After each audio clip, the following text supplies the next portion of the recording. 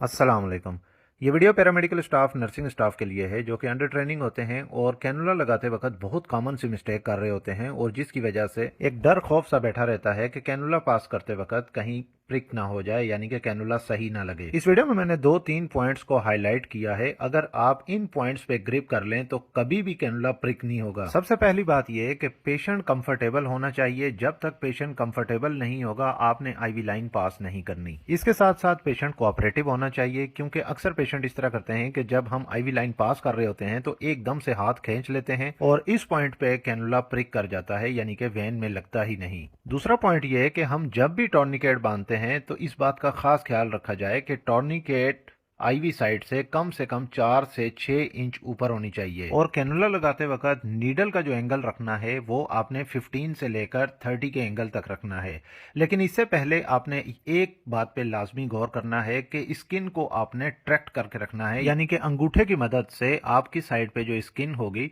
उसको आपने थोड़ा सा आपने अपनी तरफ खींच लेना है, जिससे स्किन ट्रैक्ट हो जाएगी और कैनुला प्रिक नहीं होगा। क्योंकि जब आप स्किन को ढीला छोड़ देते हैं तो जब भी आप कैनुला लगाते हैं तो कैनुला लगाते के साथ ही स्किन भी इकट्ठी होना शुरू हो जाती है, जिससे नीडल जो है वो प्रॉपरली वेन में नहीं जाती, वेन से स्लिप हो जाती है और इस पॉइंट पे आके कैनुला प्रिक हो जाता है। इस वीडियो में भी आप यहाँ पे ये पॉइंट नोट करें कि जो स्टाफ ये कैनुला लगा रहा है, देखें उसने स्किन को ट्रैक्ट नहीं किया हुआ और यहाँ पे उसने दूसरी गलती ये की है कि नीडल जो है वो पूरी 1/3 से भी ज्यादा जो है उसने फिक्स की है वेन में, जिसकी वजह से कैनुला जो है वो अच्छे तरीके से फिक्स नहीं हो पाया। आल्दो के बाद में उसने फिक्सेशन की है और ये उसका लक था, अदरवाइज इस तरह यहाँ पे